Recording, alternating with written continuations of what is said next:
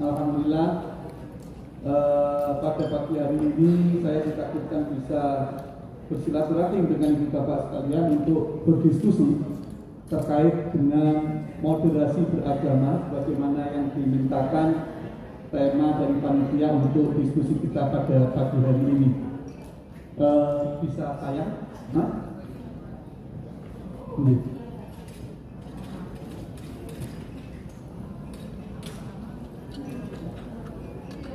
Ini pesertanya berbeda dengan peserta yang kemarin sebelum Lebaran di hotel apa kemarin ya Pak Eli ya? Berbeda ini pesertanya ya? Pak Eli ya, beda ya? Ya, baik. Kalau sama karena materinya yang diminta oleh Pak Yaklawak itu hampir sama, sehingga kalaupun sama mudah-mudahan bisa memperkuat diskusi nanti. Oh, ini pertama ya? Baik. Next ke berikutnya Mas, Ibu Bapak. Ibu Bapak, ini orang-orang hebat semua, orang ormas terutama di Provinsi DKI. Keberatan Ibu Bapak di sini sangat penting untuk menyukseskan pembangunan nasional. Karena tema kita jelas peran ormas dalam pembangunan nasional, sehingga kehadiran Ibu Bapak menjadi penting. Karena apa yang saya sampaikan ini adalah salah satu program nasional pemerintah Republik Indonesia yang sudah masuk di RPJMN 2020-2024 Ibu Bapak. Next. Jadi Ibu Bapak kalau membaca RPJMN khususnya terkait dengan bidang pembangunan manusia, Ibu Bapak, nanti di situ ada program prioritas nasional yang namanya penguatan moderasi beragama. Nah ini kita diskusi nanti beberapa hal terkait dengan moderasi beragama. Kenapa penting kehadiran Ibu Bapak di sini? Karena ini menjadi ujung tombak bagi pemerintah, khususnya ini bidang agama yang di leading sektori oleh Kementerian Agama. Maka keberhasilan Ibu Bapak kita harapkan setelah ini bisa menjelaskan kepada masyarakat sebetulnya apa yang diinginkan dengan program prioritas nasional dengan moderasi beragama. Next Mas. Sebelumnya Mas, next lagi. Nah ini Ibu Bapak. Ibu Bapak sekarang kalau cari di Google atau di Yahoo atau apapun di search engine, moderasi beragama itu tidak sedikit keluar yang begini Ibu Bapak. Jadi saya bacakan Ibu Bapak ya. Moderasi beragama, wacana kerukunan yang menyesatkan umat. Nah ini Ibu Bapak akan lihat nanti. Nah, apakah betul moderasi beragama yang dicanangkan sebagai prioritas nasional ini wacana kerukunan yang menyesatkan umat? Nanti kita diskusikan. Ibu Bapak juga akan mendapati moderasi beragama upaya menghalangi tegaknya Islam. Next. Ibu Bapak akan menjumpai juga moderasi beragama sebagai penguatan liberalisme. Moderasi proyek melemahkan akidah Islam, bla bla bla bla bla bla. Nah ini sekarang Ibu Bapak akan kita sampaikan bahwasanya moderasi beragama yang dimaksud dalam prioritas nasional, pembangunan nasional ini bukan menyasar pada agama tertentu Ibu Bapak. Maksudnya gimana Pak Wawan?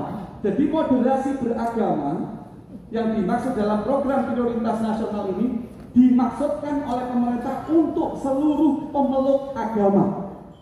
Jadi bukan hanya Islam, tapi juga untuk Kristen, untuk Katolik, untuk Hindu, untuk Buddha, untuk Konghucu dan teman-teman penghayat kepercayaan.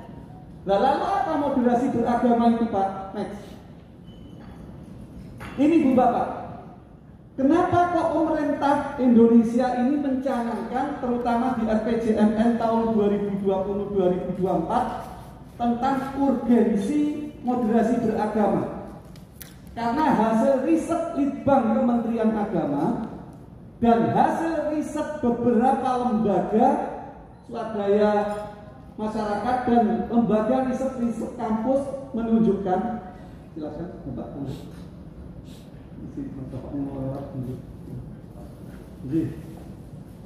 Jadi kita memiliki sejumlah tantangan, Ibu Bapak. Tantangan pertama apa? Kenapa moderasi beragama itu penting? Tantangan pertamanya adalah saat ini, Ibu Bapak, telah berkembang sikap dan praktek beragama yang berlebihan. Kalau anak-anak kita ngomongnya praktek beragama yang lebay. Kalau bahasa akademiknya yang ekstrim, yang berlebihan. Sampai-sampai praktek beragama itu menyampingkan martabat kemanusiaan. Ini adalah hasil riset dari Litbang Kementerian Agama dan sejumlah kampus di Indonesia yang sudah dituangkan di dalam buku moderasi beragama di Kementerian Agama. Apa Pak contohnya praktek beragama yang berlebihan itu? Ini contohnya Ibu Bapak. Dulu kita tidak menjumpai spanduk-spanduk semacam ini. Tapi ternyata sekarang Ibu Bapak, akhir-akhir ini kita menjumpai spanduk-spanduk model kayak gini. Saya bacakan, kelihatan nggak ini? Para amil tidak akan mengurusi jenazah orang yang terbukti menyetujui pembangunan gereja. Coba. Para amil tidak akan mengurusi jenazah. Saya kasih contoh, ini Islam. Loh Pak, contohnya kok Islam, tapi katanya bukan hanya Islam. Nanti Ibu Bapak yang selain Islam, saya minta untuk mencari contoh di agamanya masing-masing. Kenapa saya ngasih contoh Islam? Karena saya agamanya Islam, nggak berani contohkan praktek yang di agama lain, saya tidak tahu. Saya tahunya praktek yang ada di agama Islam. Tapi nanti kita diskusi pasti juga ada. Loh, berlebihannya gimana Pak? Coba yang Islam, mengurus jenazah itu hukumnya apa? Fardu kifayah. Mengurus jenazah itu hukumnya fardu kifayah. Fardu kifayah itu apa? Satu saja ada orang yang nggak ngurus jenazah di situ, semuanya dosa. Itu ajaran agamanya. Lah kok malah kita disuruh untuk tidak mengurus jenazah? Coba, artinya ajakan ini mengajak kita bersama untuk melakukan perbuatan dosa. Baik Ibu Bapak. Contoh lagi, next. Ini praktek beragama yang ekstrim. Di dalam Islam itu disebutkan man ahyan nasa faka'an nama wa man ahyaha faka'an nama ahyan nasa jami'a. Siapa yang menghidupkan satu jiwa itu seakan-akan menghidupkan jiwa semuanya. Tapi siapa yang membunuh satu jiwa itu seakan-akan di dalam Al-Quran disebutkan membunuh jiwa semuanya. Ini tahun 2019. Yang atas itu, satu keluarga di Surabaya melakukan apa? Bom bunuh diri di gereja. Coba. Ajaran Islamnya mengajarkan membunuh satu jiwa seperti membunuh semua jiwa. Tapi ternyata ada praktek ekstrim beragama yang tidak sesuai dengan ajaran agama. Yang di bawahnya itu Ibu Bapak tahun 2020. Itu pengantin baru masih 6 bulan ngebom katedral di Makassar. Loh Pak, katanya bukan hanya Islam. Saya kasih contoh yang selain Islam. Ada yang Buddha? Ada yang Buddha? Ini yang baru kemarin Waisak ya. Loh apa contohnya? Di Myanmar itu Ibu Bapak, ada salah satu biku namanya Biku Wiratu. Ya kan? Biku Wiratu ini yang memprovokasi umat Buddha Myanmar untuk mempersekusi umat Islam yang di Rohingya. Apakah ini ajaran Buddha? No. Karena pada waktu pertama meledak itu kami di Kementerian Agama menerima langsung tamu delegasi dari Myanmar dan mengajak tokoh agamanya menyampaikan kepada Pak Menteri ingin mendinginkan suasana umat Buddha dan umat Islam yang ada di Indonesia, menerangkan apa yang dilakukan oleh sekelompok kecil umat Buddha di Rohingya itu bukan ajaran Buddha yang sesungguhnya. Karena Biku Wiratu ini adalah salah satu biku yang juga tidak disetujui praktek beragamanya oleh biku-biku yang lain. Artinya apa?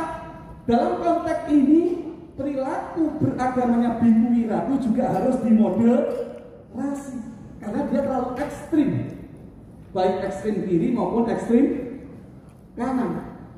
Next, ini ada soundnya, cek soundnya, coba. Ini ibu bapak, kalau saya nggak ketemu ibu bapak sekalian, saya bisa ngeri-ngeri sejak. Tapi karena ketemu orang-orang hebat di Ormas, maka hal-hal semacam ini penting.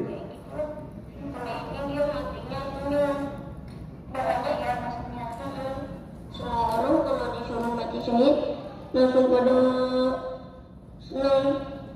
Soalnya kalau mati syahid itu dia kalau meledak kan kalau orang mati meledak dulu langsung meledak pakai bom. Kalau orang mati itu kesakitan. Bagaimana nggak ada rasa-rasa itu? Tapi dia banyak tuh. Walaupun ada tuh orang dia benar-benar untuk membuat hidup, atau masih bisa ngomong sampai ketawa lagi. Tulis aja di YouTube. Kamu tahu mati syahid? Ini boleh. Dia boleh tahu. Ini mobil dalam itu belum nanti dia jalan pakai mobil ke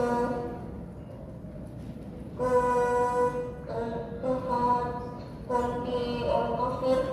Nah nanti di depan kunci orang kafir dia mencebulnya ludah dia. Coba ibu bapak, ini anak sepolos ini kalau nggak dicuci otaknya nggak mungkin punya pikiran semacam ini.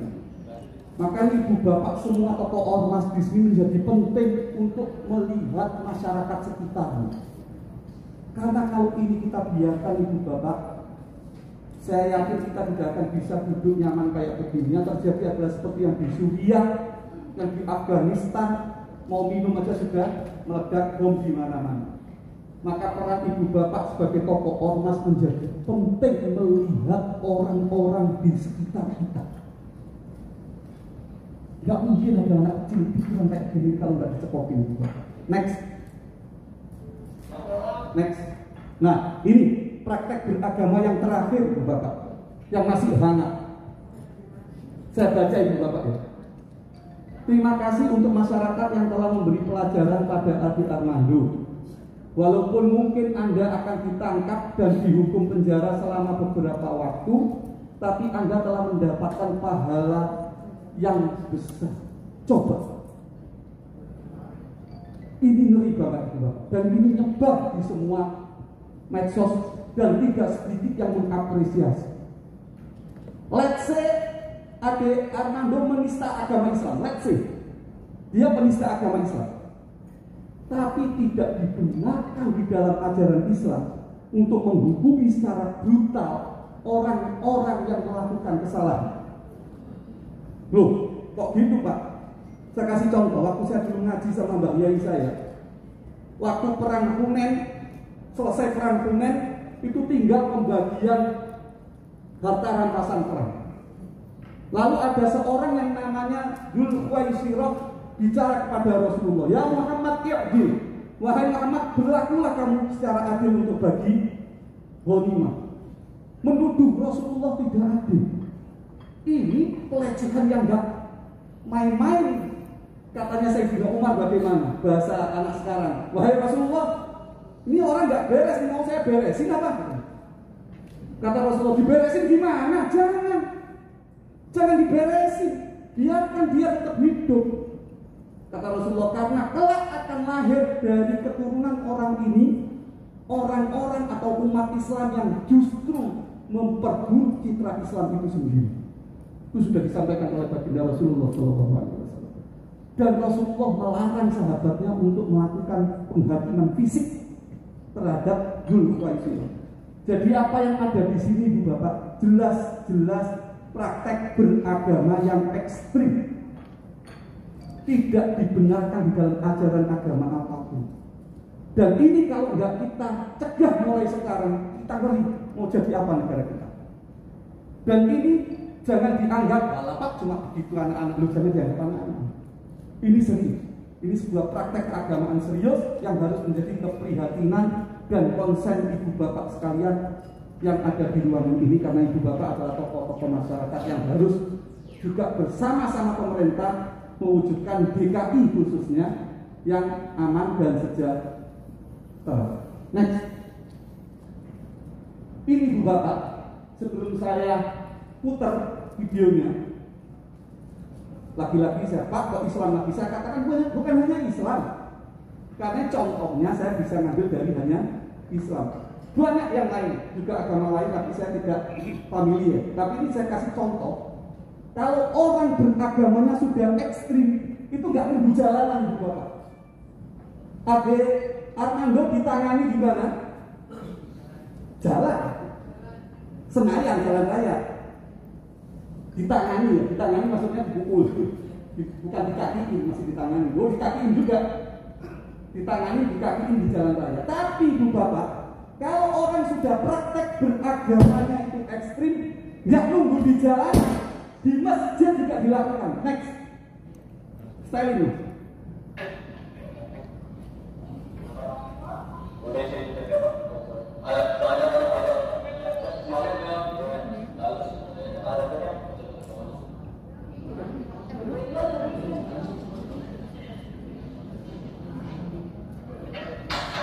Nggak pakai nunggu di jalanan. Dan ini kalau nggak kita tanamkan ke anak-anak kita sejak dini, itu terjadi. Yang kemarin di Timur Tengah, di Afghanistan, orang sholat Jumat jadi bom kemarin waktu sholat Jumat sebelum Lebaran kemarin.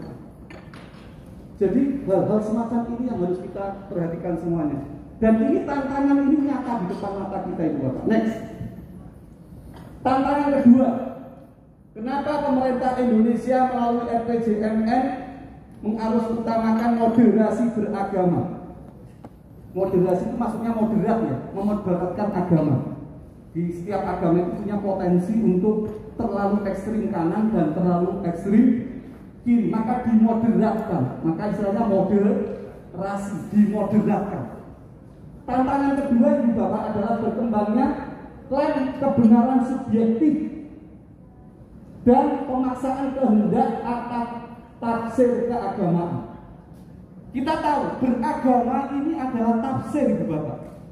Para ulama itu, saya yakin, yang Kristen saya juga pernah bicara dengan pendeta, yang Katolik, yang Hindu dan Buddha itu para tokohnya memahami teks suci berdasarkan metodologi yang ada lalu disimpulkan. Sama di Islam juga semacam itu, pemahaman agama. Makanya di dalam Islam ikhtilaful ummah rahmah, perbedaan pendapat di dalam Islam itu adalah rahmah bagi umat Islam itu sendiri. Jadi bukan berarti kalau perbedaan kita menjadi adab, tidak siksa, bukan. Tapi yang terjadi apa? Kalau nanti setiap bulan Ramadan ini terulang terus diskusi kayak begini. Contohnya yang kedua ya. Ingat haram hukumnya mendoakan orang mati. Ingat hukumnya haram menziarahi kubur. Pertanyaannya, loh Pak, apakah moderasi beragama itu harus ziarah kubur? Tidak juga. Apakah moderasi beragama itu tidak boleh ziarah kubur? Tidak juga. Moderasi beragama itu gimana? Ini moderasi beragama. Ada ulama yang berpendapat ziarah kubur itu haram di dalam Islam. Dalilnya apa? Hadis Nabi kuntu nahaitukum an ziyaratil qabri, dibuat titik. Maka artinya dulu aku melarang ziarah kubur. Oleh ulama ini disimpulkan karena Rasulullah melarang ziarah kubur, hukumnya haram. Tapi ada ulama yang menganggap itu koma. Karena Rasulullah fazuruha. Dulu aku melarang, sekarang saya membolehkan kalian semua untuk berziarah kubur, maka berziarah kuburlah kalian. Nah, ulama yang membolehkan ziarah kubur nganggap hadis ini belum titik, tadi masih koma. Maka ada yang membolehkan ziarah kubur, ada yang mengharamkan ziarah kubur. Moderasi beragama gimana? Silakan ibu bapak yakin yang mana, mau yang haram atau yang boleh.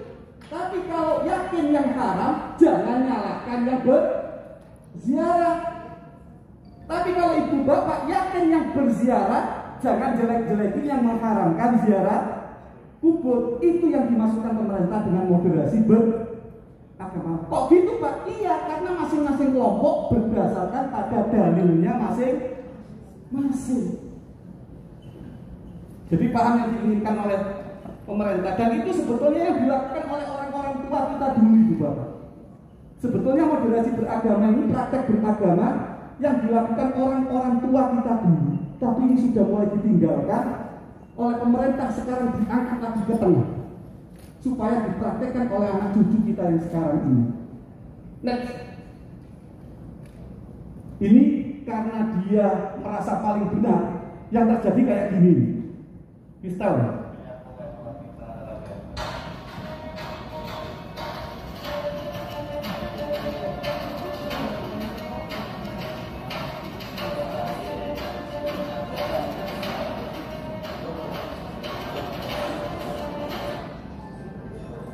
Karena nganggep ada hadis Ju'ailatil ardu masjidan wa tahura. Bumi ini dijadikan Allah sebagai masjidan, tempat sujud, wa tahura, dan suci di mana-mana. Karena pegang hadis itu dia sholatnya di tengah. Pak, itu orang stres, bukan orang stres Pak. Pak, itu bukan di Indonesia, di Malaysia. Yang Malaysia ada lagi videonya, nggak saya keluarkan di sini.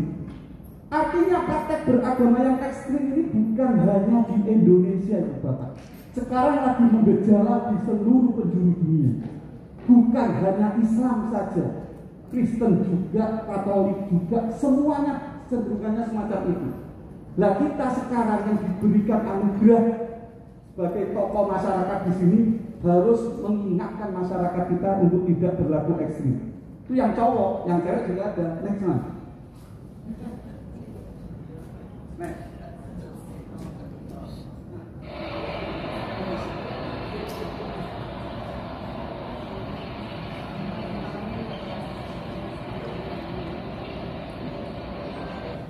Next. Nah, sebelum ini saya muter, ini tadi sama-sama di Indonesia, ini di Pakistan soalnya. Jadi praktek beragama yang ekstrim itu, Ibu Bapak, bukan hanya mencelakakan, berpotensi ya, mencelakakan dirinya sendiri, tapi berpotensi mencelakakan orang lain dan juga bisa merendahkan kita, martabat kita sebagai manusia. Buktinya apa? Contoh. Ini di Pakistan.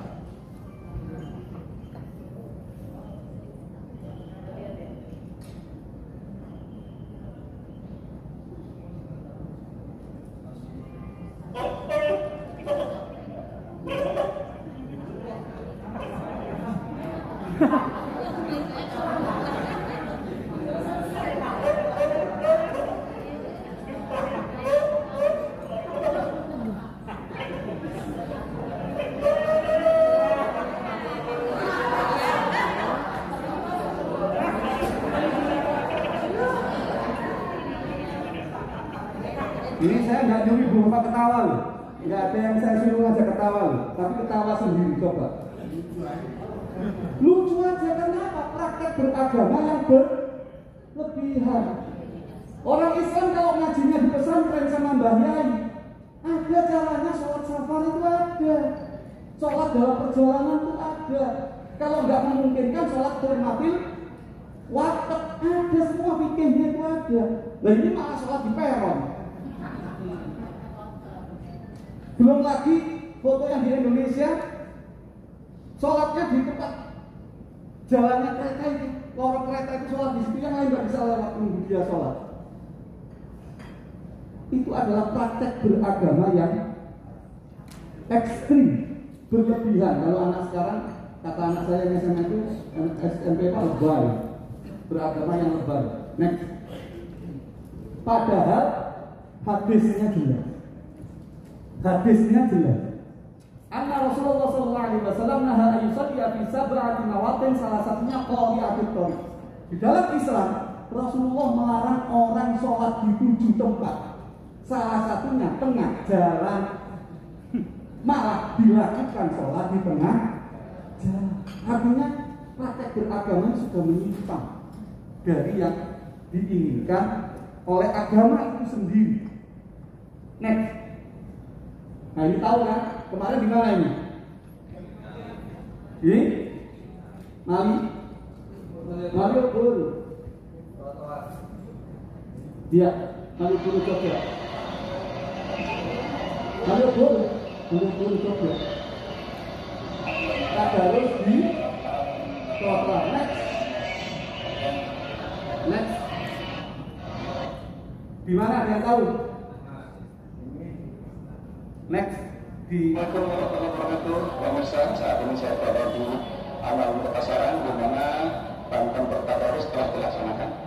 Masyarakat bersama seluruh warga. Assalamualaikum warahmatullahi wabarakatuh, pemirsa.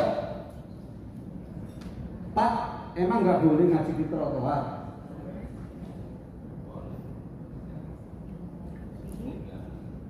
Adik saya itu alhamdulillah ditakdirkan hafal Al-Quran 30 juz.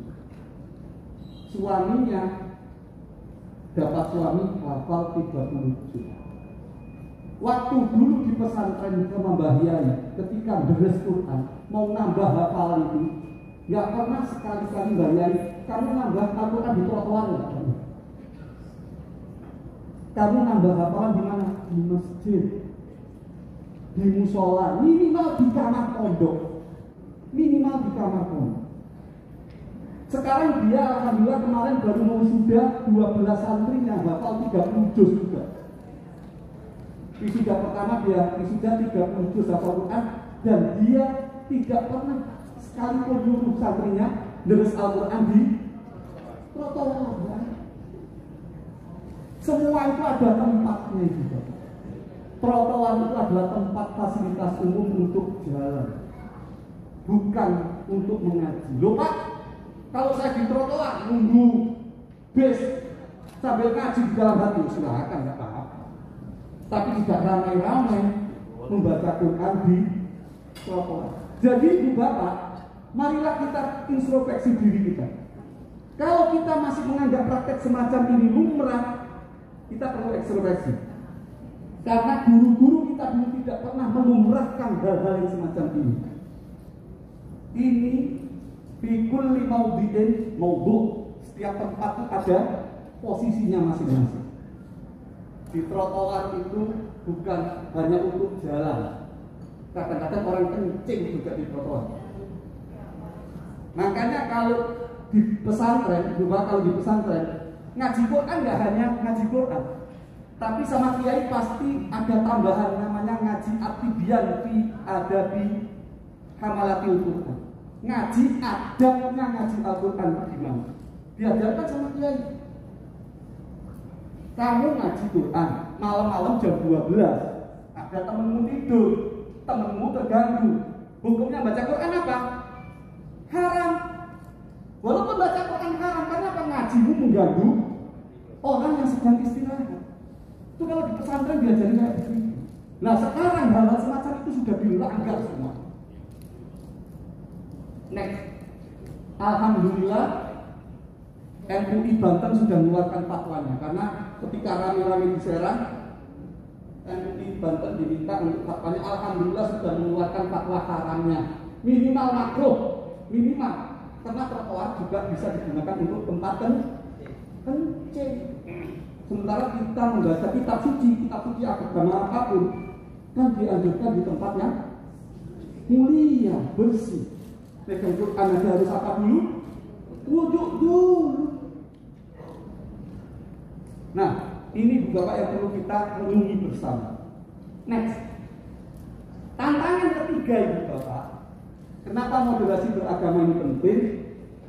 Karena akhir-akhir ini sudah berkembang semangat beragama yang tidak selaras dengan cinta tanah air. Padahal ajaran agama jelas, hubul waton minal iman. Cinta tanah air itu bagian daripada keimanan. Semua agama apapun, Adi Sucipto ketika dia mau ditembak di atas pesawat yang sekarang jadi nama pangkalan udara di Yogyakarta, apa yang dikatakan Adi Sucipto? Aku rela mati di atas pesawat seperti Yesus yang sedang tersalib untuk menyelamatkan negara. Orang Katolik 100% Katolik, 100% Indonesia. Katanya Romo Subio Pranoto. Sama agama yang lain juga gitu. Saya gali ke semua agama, tokoh-tokoh agama, tidak satu pun ajaran agama yang tidak memerintahkan umatnya untuk cinta tanah air. Nah, praktek-praktek beragama yang sudah menginginkan untuk tidak sepakat lagi dengan Indonesia, ini adalah cara beragama yang berlebihan. Loh Pak, boleh enggak? Bukan masalah boleh enggak ini. Ini masalah kesepakatan. Ini barang ini sudah tuntas dulu ketika Piagam Jakarta sudah tuntas. 7 kata itu dihilangkan oleh para tokoh kita untuk supaya Indonesia ini tetap bersama-sama. Kalau enggak 7 kata di Piagam Jakarta itu dihilangkan, Sulawesi Utara bikin sendiri, Bali bikin sendiri, NTT bikin sendiri.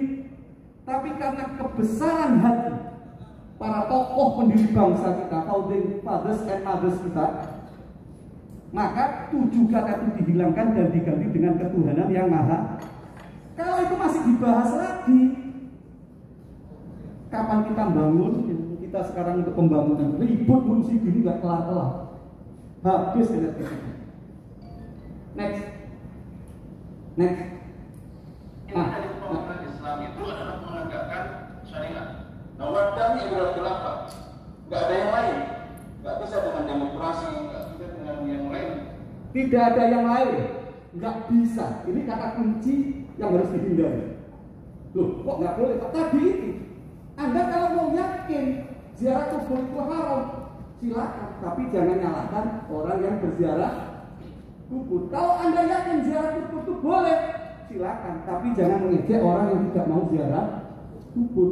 Jadi bukan intinya hanya khilafah. Tidak ada yang lain, tidak bisa dengan demokrasi. Itu kata kunci yang tidak modern. Loh, kok bisa? Iya, mau khilafah, mau demokrasi, mau kerajaan, mau republik, mau parlementer, itu adalah hukum yang sifatnya ijtihadi, tidak qat'i, pilihan. Berarti kalau gitu harus khilafah. Saudi itu salah kan? Karena Saudi bukan khilafah, Saudi itu kerajaan. Brunei salah, Uni Emirat salah, Iran salah, semuanya salah. Belum ada yang khilafah. Tahu khilafah yang kemarin sempat berdiri? ISIS itu khilafah. Kita mau kayak begitu, itu contoh khilafah. Nah, kalau mau gitu nggak apa-apa, silakan dipilih. Bukan kita ngarang. Loh, di Indonesia Pak tidak bisa. Loh, kenapa? Karena Indonesia sudah sepakat untuk NKRI. Kuncinya di sini. Boleh, tapi bukan di Indonesia. Karena Indonesia adalah Darul Ahdi, negara kesepakatan, konsensus bersama. Jadi kuncinya itu Bapak Ibu. Bapak nggak mau datang sendiri dong, loh. Bukan nggak mau datang, boleh dilakukan, tapi bukan di Indonesia. Kenapa nggak boleh? Tadi itu sudah negara konsensus. Clear Bu Bapak ya. Next. Ini Bu Bapak yang dimaksud dengan moderasi beragama. Jadi moderasi beragama, apapun agamanya, baik Islam, Kristen, Katolik, Hindu, Buddha, Konghucu, Gatoloco, Sabto Dharma, Dharma Gandul, Perjalanan, itu nama-nama pembayar semuanya ya. Bisa dikatakan moderat beragamanya kalau 4 indikator ini. Pertama apa? Komitmen kebangsaan. Orang Kristen kalau nggak punya komitmen terhadap NKRI, berarti dia beragama Kristennya tidak moderat. Kedua, toleran. Toleran itu apa, Pak? Toleran itu sanggup menanggung beban. Jadi orang toleran itu kalau terbebani. Kalau tidak terbebani itu tidak toleran. Contohnya, dulu saya waktu ke Jakarta pertama, waktu kuliah itu S2 itu, akhirnya semester 2 nikah sama istri saya. Ya masa nikah sama istri orang lain ya. Akhirnya saya ngontrak di Ciputat di rumah petakan. Ya namanya rumah petakan kan, rumah petak satu atap. Suatu malam tetangga saya anaknya nangis jam 12. Bayi itu nangis sekenceng-kenceng. Saya sama istri saya terganggu tidak? Terganggu, nggak mungkin nggak terganggu. Tapi ketika terganggu, saya sama istri mikir, anak ini sakit bagian apanya, nggak bisa ngomongnya. Kasihan ini anak cuma bisa ibunya pasti sudah bingung juga. Disusui juga masih nangis, dikasih bantal nangis. Yang awalnya terganggu, saya jadi empati. Itu yang namanya toleran. Jadi toleran itu syaratnya terganggu dulu juga. Kalau tidak terganggu tidak toleran. Karena toleran itu berasal dari kata tolerare. Tolerare itu di dalam bahasa Latinnya adalah artinya siap menanggung beban. Contoh konteks Pondok Indah ya, saya seringkali ngasih contoh konteks Pondok Indah. Teman-teman Pondok Indah dalam konteks kebisingan suara itu tidak bisa dikatakan toleran. Bukan berarti saya mengatakan orang Pondok Indah tidak toleran ya. Tapi dalam konteks kebisingan suara tidak bisa dikatakan toleran. Orang Pondok Indah toleran ya, nggak terganggu sama kebisingan suara tetangganya. Nggak terganggu gimana kalau rumahnya gede-gede. Ya emang nggak dengar suara tetangganya. Jadi orang Pondok Indah dalam konteks kebisingan suara bukan toleran, tapi dia toleran di bidang yang lain karena dia tidak terganggu. Contoh teman-teman non muslim waktu Ramadan kemarin jam 3 langsung sahur terganggu nggak yang non muslim? Jangankan yang non muslim, yang muslim kadang-kadang kalau baru datang juga terganggu. Tapi apa? Ingat ini waktunya sahur, Ramadan setahun sekali. Akhirnya merasa ya nggak apa-apa, lumayan bisa ikut bangun pagi habis itu ngeji. Begitu. Teman kita muslim yang di Bali ketika nyepi terganggu nggak? Terganggu karena nggak boleh hidupin lampu, keluar juga susah. Tapi setelah itu mikir, oh ini lebarannya teman kita yang beragama Hindu sekali setahun. Nah, ketika dia terganggu terus menerima, itu yang disebut dengan toleran. Next, berikutnya anti kekerasan.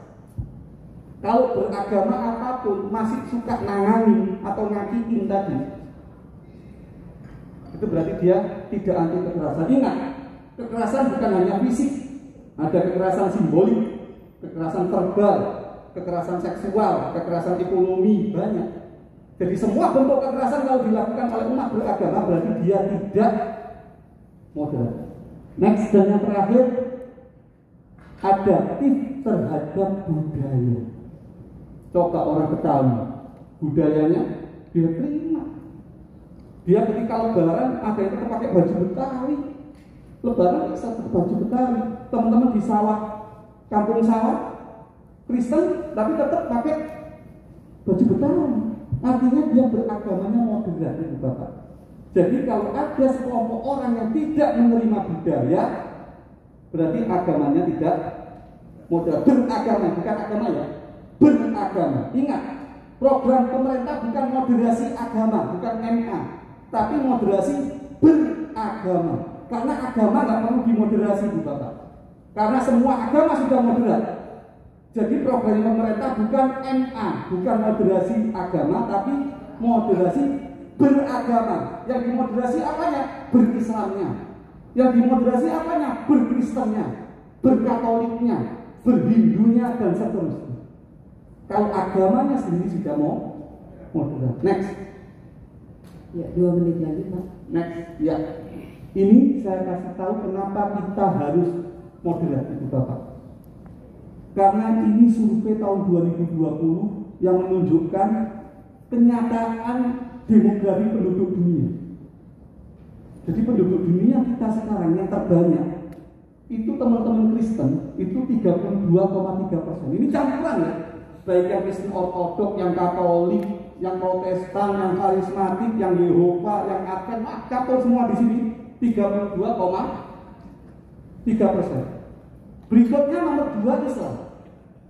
Yang menariknya yang nomor 4 itu yang nggak beragama, itu masuk ateis, agnostik, masuk di sini.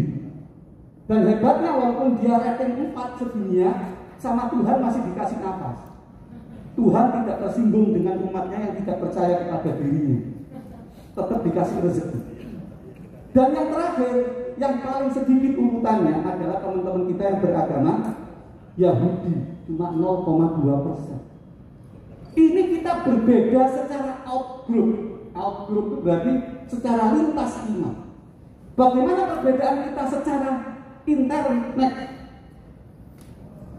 Ini kita ngomong Islam dulu. Islam yang 24% tadi sedunia itu ternyata terbagi 2 besar. Yang pertama adalah Sunni. Sunni itu ahli sunnah wal jamaah, jumlahnya 80% sedunia dari 24% tadi. Dan golongan kedua adalah Syiah. Syiah itu 20%. Di sini tadi ada Abi. Mana Abi tadi? Syiah. Jadi kalau kita ada teman-teman di Indonesia ini, ada ANAS, Aliansi Nasional Anti Syiah, itu nggak rasional. Karena apa? Kita disuruh perang terus, benci terus sama 20% penduduk dunia. Ini adalah perbedaan yang harus kita terima adanya. Apakah cuma Sunni Syiah? Kata siapa? Di Sunninya sendiri masih beda. Di Sunninya sendiri itu ada Syafi'i di Indonesia. Syafi'i 25%, mazhab Syafi'i. Hambali 15% di Mekah dan sekitarnya. Hanafi 20%, Turki dan sekitarnya.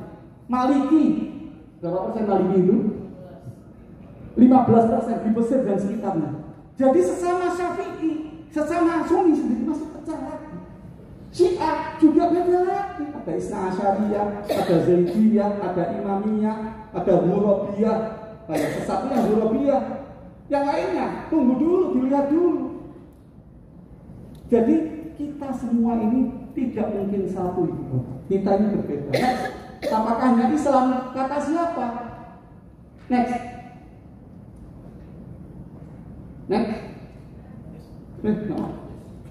Habis sudah. Saya minta tambah 10 menit lagi karena ini boleh siap. Sebentar. Ini lagi siap. disupir. Siap, saya bantu. Enggak, Pak. Saya bagus lagi.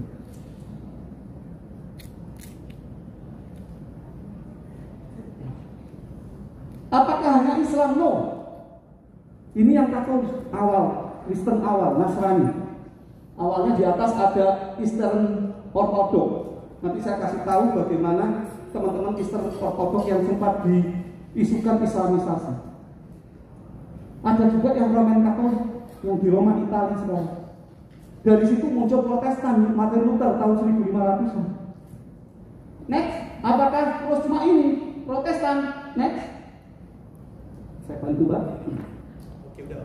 Iya. Protestan sama banyak. Ini materinya saya kasih ke Pak Eli, Ibu Bapak, barangkali ada yang merasa penting, silakan diambil. Ini Protestan masih dari teologinya, belum dari denominasi kesukuannya atau denominasi yang ada di Indonesia. Mana teman Kristen? Ada PGI di sini, teman Kristen. Denominasi PGI berapa, Pak? 370-an. Kristen di Indonesia, makanya ada HKBP, ada DKJW, macam-macam.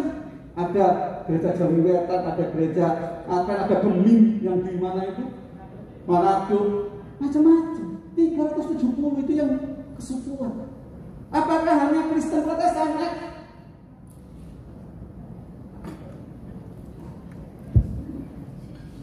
Buddha, mana teman Buddha tadi? Sama yang kemarin baru Waisak. Ada Mahayana, ada Theravada, ada Tantrayana. Di dalamnya masih ada lagi perintil-perintilan kecil. Apakah hanya Buddha? Kata siapa? Next. Hindu, sama banyak. Apakah hanya Hindu? Next. Yahudi yang cuma 0,2% tuh. Banyak juga perbedaannya. Artinya ibu bapak, yakinkan diri kita dan orang-orang sekeliling kita. Jangan pernah kita menganggap identitas kita ini tunggal. Identitas kita ini jamak. Sehingga banyak orang di sekeliling kita yang berbeda, yang itu harus diakui eksistensinya. Next. Saya kasih cepat aja. Saya kasih contoh cepat aja. Next mas. Buan terima. Saya kasih contoh cepat. Terus. Nah ini. Kenapa kita tidak boleh tafsir tunggal? Karena pemahaman tafsir tunggal itu cenderung untuk menganggap pendapat kita yang paling benar. Jangan pernah beragama dengan tafsir tunggal. Oh, yang Sunni paling benar, yang Syiah paling benar, yang Katolik merasa paling benar dibandingkan yang Protestan. Tidak. Karena semuanya hasil tafsir pemahaman kita. Kalau kita sudah menganggap pendapat paling benar, nanti khawatirnya akan keluar kelompok-kelompokan. Ini kelompok saya, ini kelompok mereka. Ini minna, ini minhum. Kalau sudah keluar kelompok-kelompok gitu, bahayanya apa? Bahayanya kita akan terjadi aksi-aksi intoleransi itu, Bapak.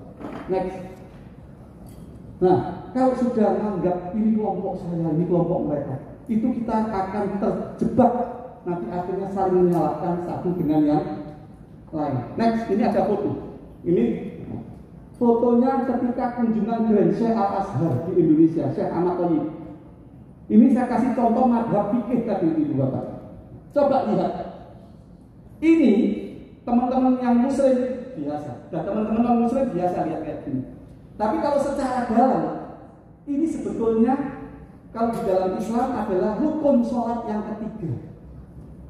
Rukun sholat itu ada yang ngomong 13, ada yang ngomong 17. Kelihatannya sholat cuma begini ya, jungkir balik. Tapi ilmunya dalam. Sholat itu di dalam Islam, saya kasih tahu untuk teman-teman muslim, rukunnya ada yang ngomong 13, ada yang 17. Let's say 17. Ini adalah rukun sholat yang ketiga. Apa rukun sholat ketiga? Yang pertama niat, yang kedua takbiratul ihram, yang ketiga berdiri jika mampu. Jadi kalau sholat fardu itu ada berdiri jika mampu. Makanya orang Islam kalau nggak mampu berdiri, boleh duduk sholat asarnya atau sholat duhur ini. Akhirnya kemarin teman saya ada yang ngomong saya di Iwan, ada apa? Mulai besok saya nggak sholat berdiri lagi. Nah kenapa?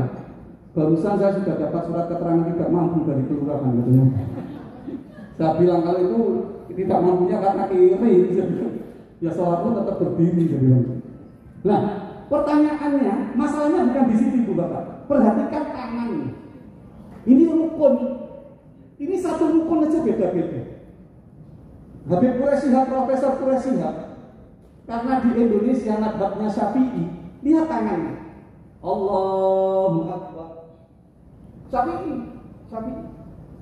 Imamnya Grand Syekh Al-Azhar di Mesir sana, madhabnya Maliki. Yang terjadi apa? Allahu Akbar. Sampai kiamat 3 kali gak bakal begini terus ini. Karena ini madhab Maliki. Sampainya Profesor Quraisy Shihab kembali agak ke atas. Allahu Akbar. Nutupi organ hati jantung sini. Yang sana Hanafi agak ke bawah. Allahu Akbar agak ke bawah. Beda-beda. Mau Syafi'i, Maliki, Hambali, Hanafi beda. Yang nggak ada gini juga Pak. Allahu Akbar. Ini namanya penalti. Imamnya Imam Samudra. Benar-benar. Artinya mau pilih yang mana aja silakan asalkan ikut gurunya, ada ilmunya. Next. Ini jelas video ini. Ini campuran video imamnya Maliki. Makmumnya banyak. Saya kasih sebentar aja. Tahu Mas? Fatihahnya aja.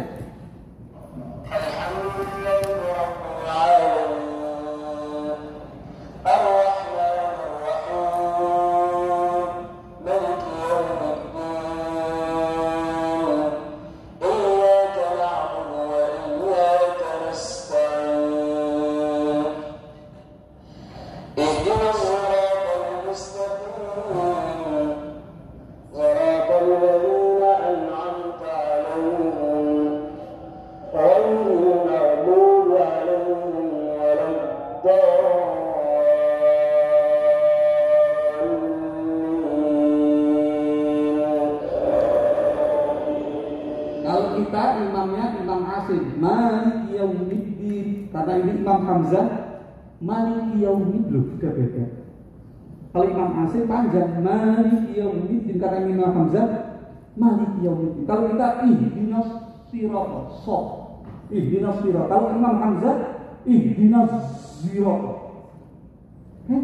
Kalau kita siratal ladzina an'amta 'alaihim. Kalau Imam Hamzah tadi apa? Siratal ladzina an'amta 'alaihim. Oh, sesat ini, Pak. Kok 'alaihim? Ya bukan sesat, itu riwayatnya dari Rasulullah kayak gitu sampai malaikat Jibril sampai Allah Ta'ala. Yang namanya qiraah sabar. Perbedaan itu sampai masalah baca Al-Quran itu juga ada perbedaan karena ada imam qiraatnya juga. Artinya yakinkan kepada masyarakat kita, anak kita, saudara kita, kerabat kita, jangan merasa yang paling benar. Kalau ada yang beda, tanya dulu, jangan nyalahkan dulu.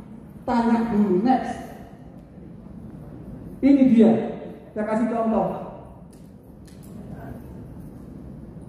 Karena di Turki mazhabnya Hanafi, anjing tidak najis bagi Imam Hanafi.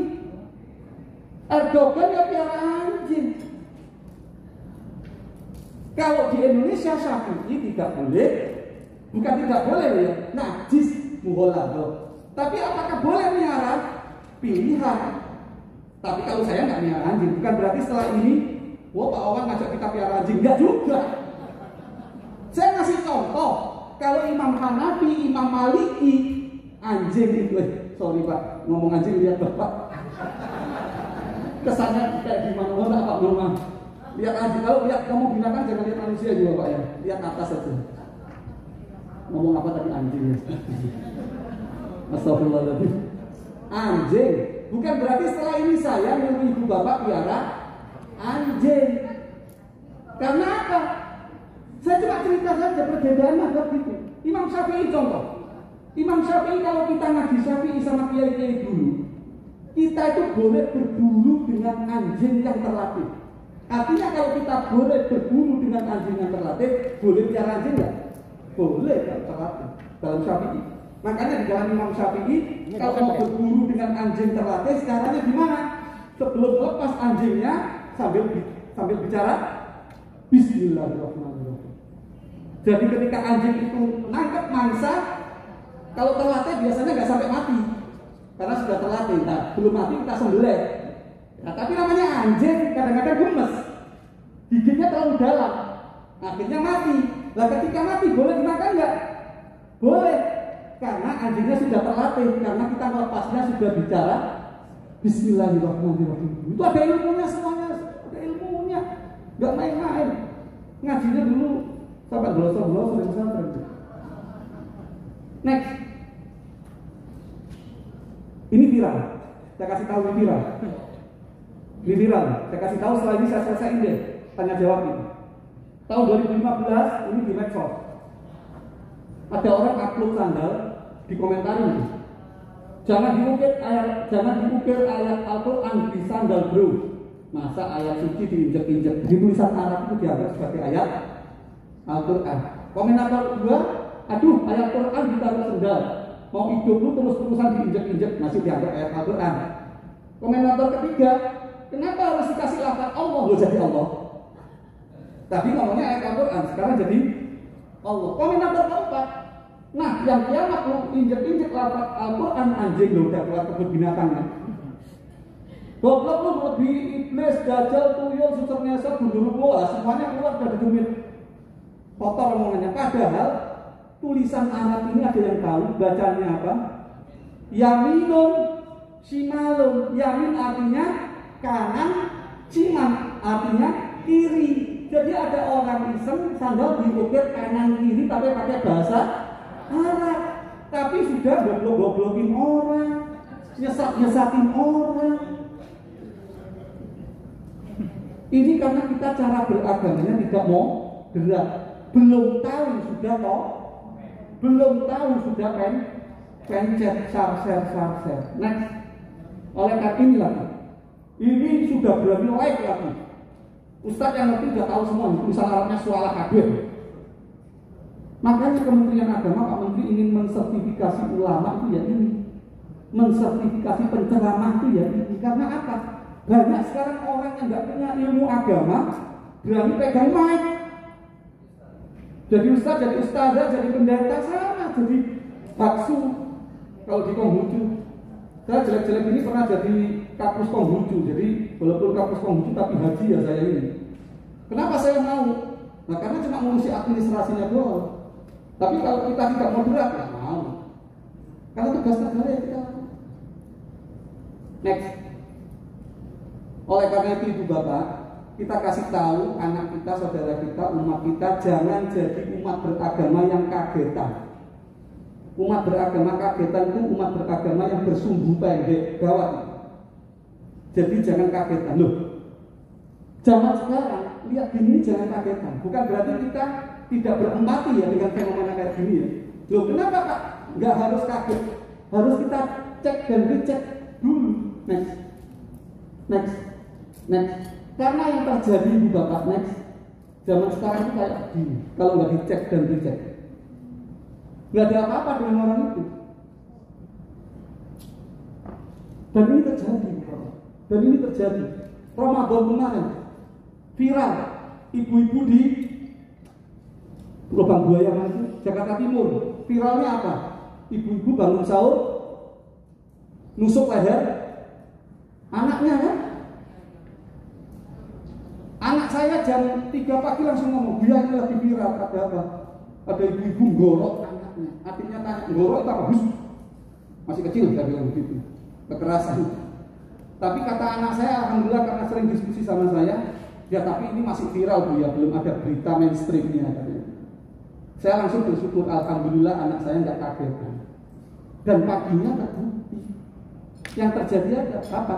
Ibu-ibu bangun sahur nggak sengaja, waktu ngiris bawah anaknya lewat di mana itu kena sininya berdarah dikit. Ketika berdarah keluar ada yang nyopeng, diviralkan. Padahal dia langsung ke rumah sakit haji, langsung pulang yang cuma luka dikit.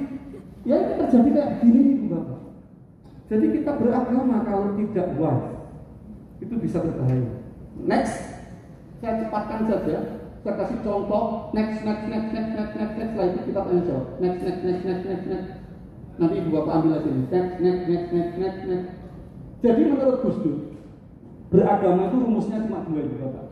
Beragama itu rumusnya adalah berkeyakinan dan berkemanusiaan. Loh, maksudnya apa? Berkemanusiaan.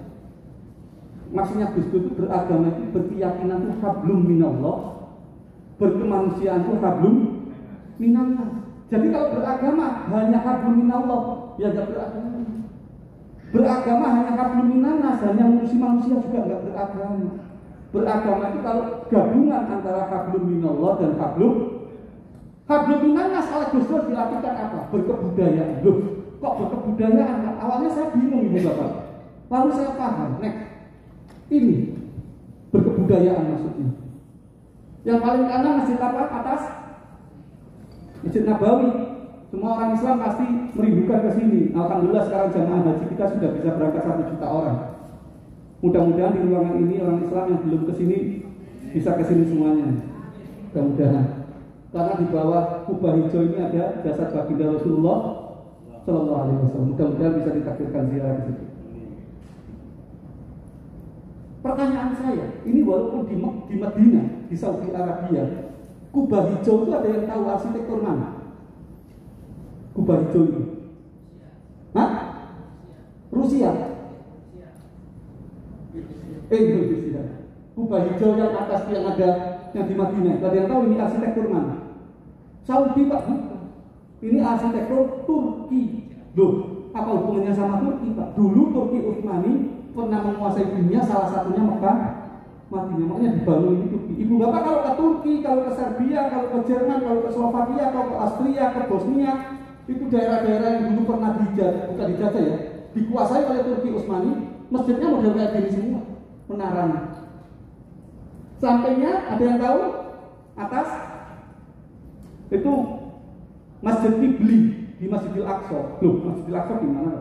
Masjidil Aqsa itu bukan yang dongkrok itu, bukan. Masjidil Aqsa itu kompleks besar. Di dalam komplek itu banyak situ-situ, salah satunya ada Dom Okrok, ada ini Ubatul Khadra, apa namanya, Masjid Kibli. Bawahnya Menara Kudus, sampingnya itu masjid di tempat saya itu, masjidnya anak bonek Sunan Ampel. Empat-empatnya ini kan beda-beda ini Bapak. Apakah empat-empatnya bukan masjid? Masjid itu beda-beda karena berbudaya. Next, saya cepatkan. Ini Katolik, mana Katolik? Katolik yang samping itu Paus siapa? Masih ingat Paus siapa itu? Benediktus. Sampingnya ada yang tahu ini gereja mana? Next, satu foto lagi. Ada yang tahu Solo? Ada lagi yang lain? Ini gereja Katolik Ganjuran di Jogja. Coba balik lagi, balik ke atas lagi. Coba bajunya aja beda. Kalau Paus Benediktus bajunya Itali banget kan, Roma. Arsitekturnya barok style. Nah kalau yang Jogja ya pakai belangkon ramanya. Karena Jawa, tapi apakah dia bukan Katolik? Katolik.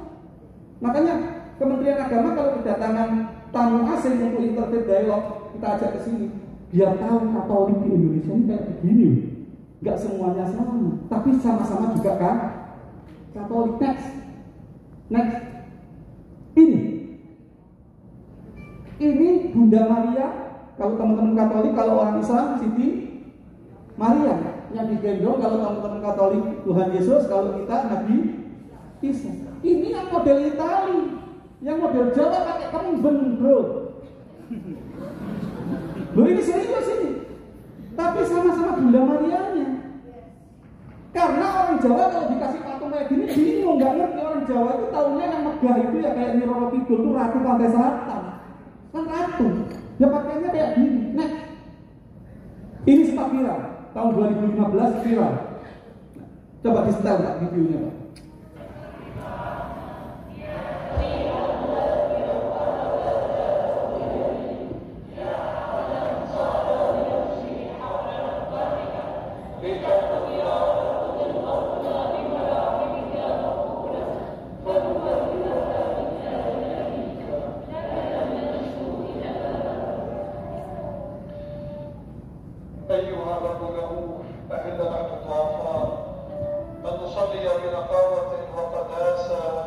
Ayyuhar Rabbuna Ra'uf nahnu du'afa an nusalliya bi qasarata. Tapi begini.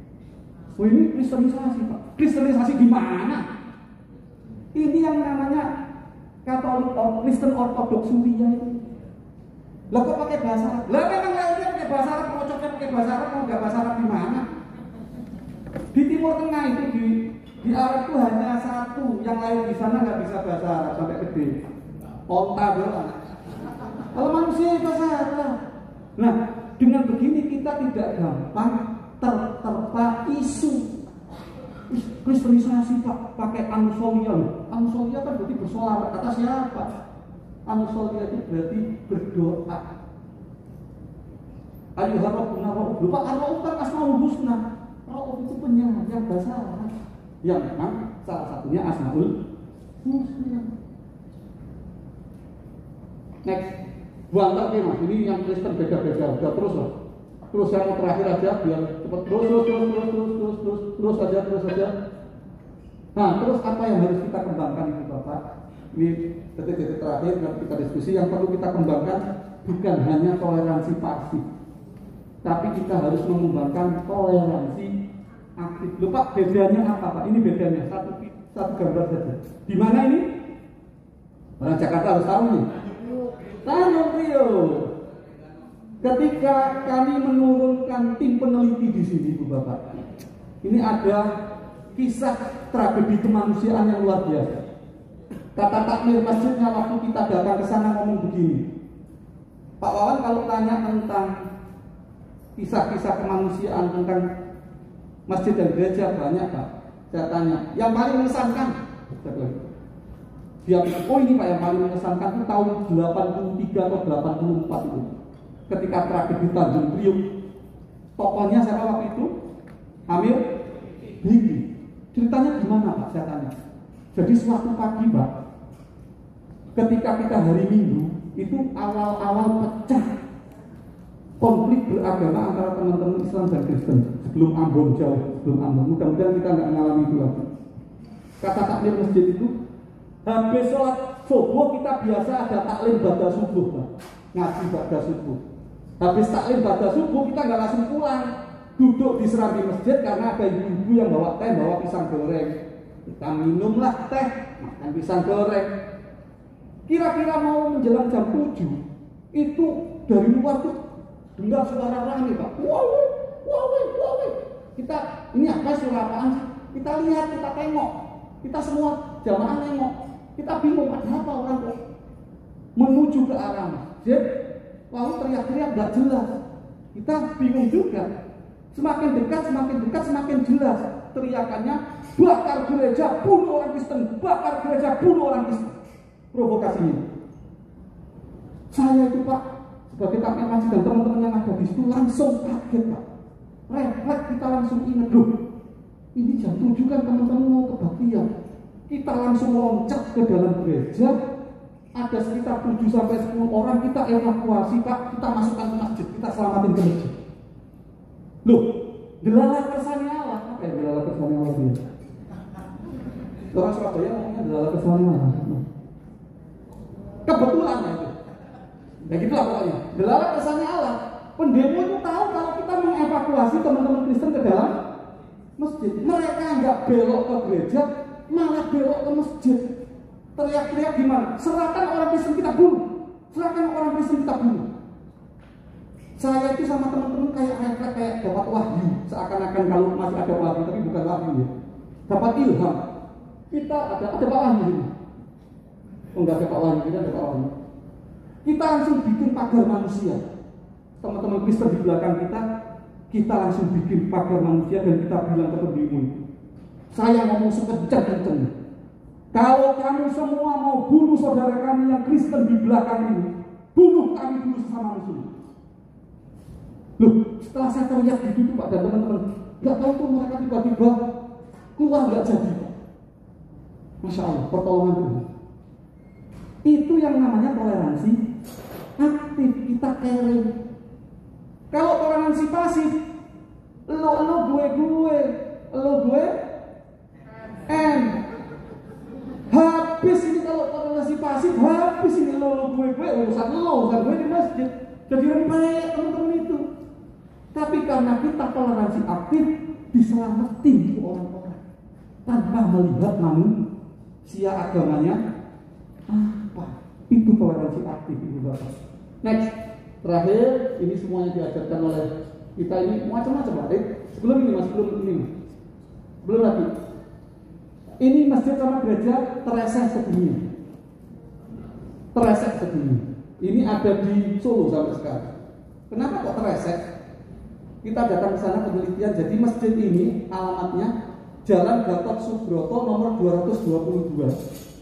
Gerejanya Jalan Gatot Subroto nomor 222. Kembar. Kan resek kan? Jadi mau masjid mau gereja alamatnya sama.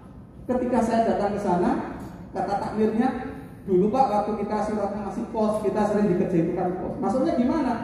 Iya Pak, surat masjid diantar ke gereja, surat gereja diantar ke masjid katanya.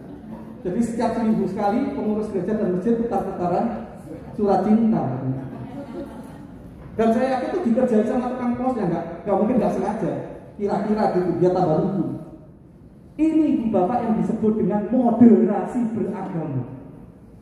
Diajarkan oleh orang tua kita dulu, ulama kita dulu, tokoh agama kita dulu. Kita gini ini sudah biasa. Tapi fenomena kayak gini sekarang mulai tabu. Karena cara beragama kita ekstrim. Makanya kita ingin mengembalikan lagi moderasi beragama yang sudah diajarkan ulama kita, tokoh agama kita, supaya dikenali lagi oleh masyarakat kita, anak generasi kita sekarang. Next, terakhir. Next, lagi. Apa yang kita cita-citakan? Yang kita cita-citakan bukan mencetak anak pintar, Ibu Bapak. Kalau anak pintar cuma satu langkah, one step to edu, tapi yang kita cita-citakan adalah mencetak anak yang beradab. Tapi kalau peradaban yang kita ciptakan itu butuh ribuan langkah. Makanya tugas kemanusiaan kita masih sangat panjang, dan itu di tangan ibu bapak semua tokoh-tokoh ormas masyarakat di DKI, khususnya untuk yang wilayah DKI. Next. Ini beragama. Jangan pernah beragama secara simbolis, ibu bapak. Kalau kita beragama secara simbolik, itu kayak ikan maskoki di dalam akuarium. Beragama kita harus substantif, sehingga kita seperti ikan yang bisa muter. Kalau beragama secara simbolik, berarti pakai serban putih, jubah putih, Islam cuma 150.000. Loh kok 150.000 Pak? Jubah putihnya 100.000, serban 50.000. Berarti kalau Islam cuma putih saja, berarti Islam cuma 150.000. Itu simbolik. Tapi Islam bukan begitu. Islam semuanya ada ajarannya di dalam hati kita, perilaku kita dengan manusia, dengan Tuhan. Kristen juga begitu, Katolik juga begitu. Nah kalau Kristen cuma modal salib doang untuk nakut-nakuti vampir yang kayak di film-film itu, berarti. Tapi Kristen juga begitu, Katolik juga begitu, tapi punya ajaran-ajaran yang luhur dan suci. Next, terakhir.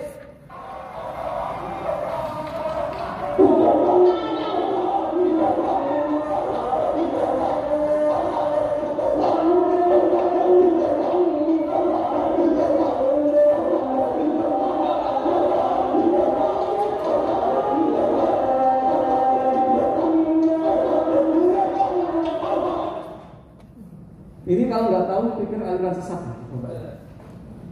Muter sambil muter jauh kecil. Makanya orang itu harus banyak rekreasi. Tanya dulu. Ini yang namanya Thariqah Maulawiyah.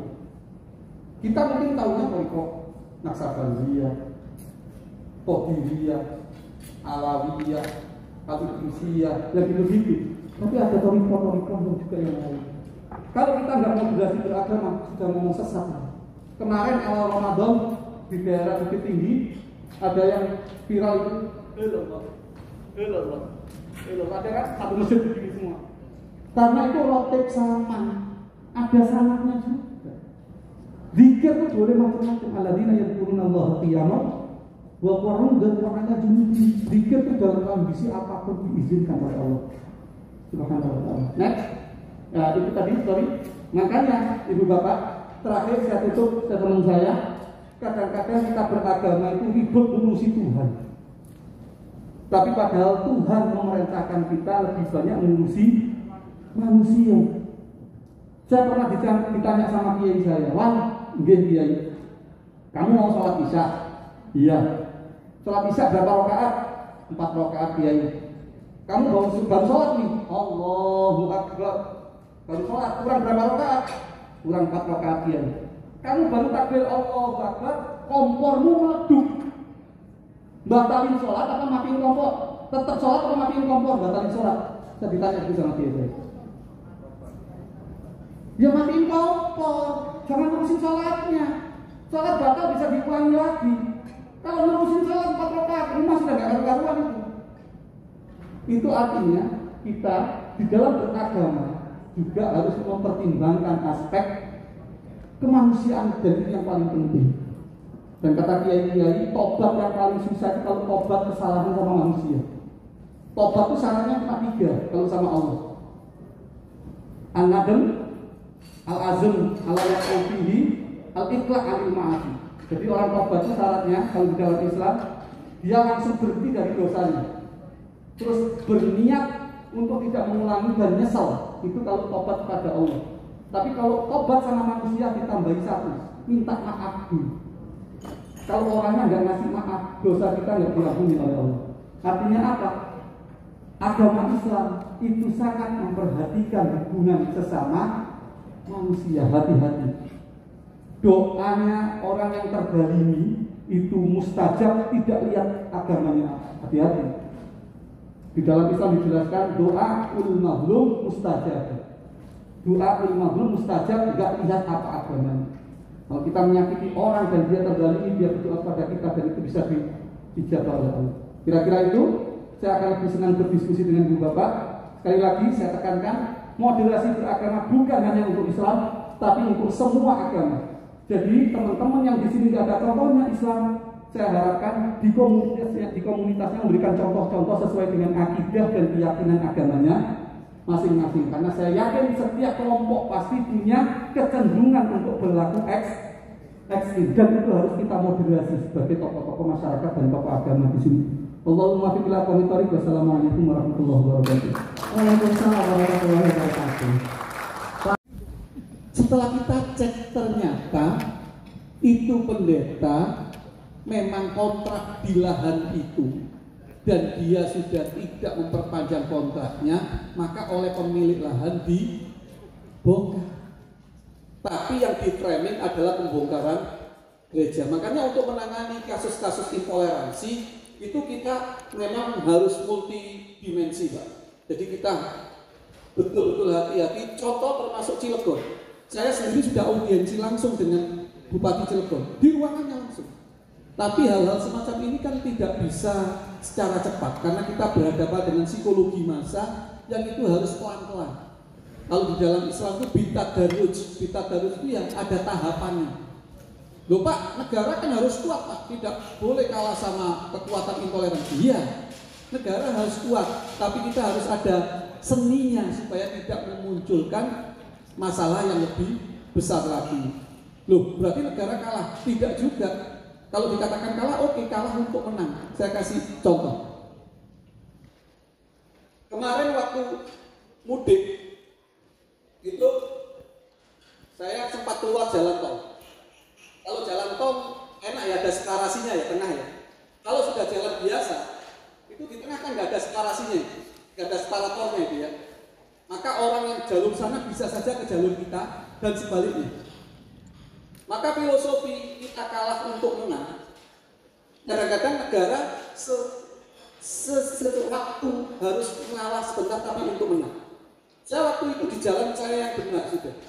Di jalan saya yang benar, tiba-tiba di arah sana ada truk besar di jalan saya, ngambil di jalur saya, di lajur saya. Kalau saya berpegang teguh, ini jalan saya benar ini. Negara nggak boleh kalah, karena harus di jalur yang benar. Saya tetap di jalur itu, sementara itu truk besar, mobil saya cuma mobil Pajero. Apa yang terjadi? Riak mobil saya, Pajero musuh truk besar. Maka pada posisi itu saya akan mengalah ke pinggir sedikit, walaupun menyakitkan bagi saya. Pinggir itu sudah bukan jalan aspal lagi, tapi dengan saya minggir semuanya jadi selamat. Tapi kita tetap berupaya terus supaya kasus-kasus intoleran ini bisa kita tindak lanjuti, maksudnya bukan kita tindak secara kekerasan, tapi kita tangani secara persuasif. Caranya gimana? Dengan cara banyak sosialisasi semacam ini, Bu Bapak. Berikutnya di sekolah, iya. Makanya salah satu strategi moderasi beragama ini multi aspek, Bu Bapak. Kalau Ibu lihat peta jalan moderasi beragama di Kementerian Agama bukan hanya untuk ormas kayak begini, tapi kita juga di sekolahan, di BUMN, di TNI Polri, di ASN, semuanya kita lakukan moderasi beragama karena sudah kita petakan semuanya. Berikutnya Ibu Pangaribuan yang saya dengar tadi belakangnya, bagaimana supaya kita bisa mensosialisasikan moderasi beragama kepada anak-anak remaja dan ibu-ibu. Gampang Ibu Bapak, Ibu tidak perlu bawa slide ini. Ibu-ibu pengajian nggak perlu dikasih majelis taklim, nggak perlu dikasih slide ini, tapi mereka kita ajak praktek langsung seperti yang sudah ada. Contoh, zaman dulu Ibu Bapak, kita itu ada tradisi bagaimana kita jimpitan. Ibu-ibu itu mengumpulkan beras sedikit-sedikit, tapi diberikan kepada semua umat beragama yang butuh di desa itu. Kita menumbuhkan sifat-sifat berbagi yang tanpa melihat unsur agama itu menjadi penting, Ibu Bapak. Contoh di komunitas tertentu, ada komunitas yang punya peralatan untuk memandikan jenazah itu yang bisa digunakan oleh semua agama. Oh, cuma peralatan jenazah kan nggak masalah. Jadi kita justru menumbuhkan praktek-praktek toleransi aktif langsung itu di komunitas kita dengan cara kita masing-masing. Dan itu ibu bapak pasti punya triknya masing-masing. Karena ibu bapak yang lebih tahu komunitas ibu bapak sekalian. Nggak perlu dibawakan materi-materi kayak gini, nggak perlu terlalu tinggi. Karena masyarakat kita yang penting adalah praktek bagaimana mereka mengakui keberadaan orang lain tanpa menyampingkan atau menafikan kelompok tersebut. Itu yang paling penting ibu bapak. Dengan begitu, akhirnya minimal masyarakat kita itu tidak terkontaminasi dengan paham-paham intoleransi. Kira-kira itu Ibu Pangaribuan. Terima kasih. Iya, baik.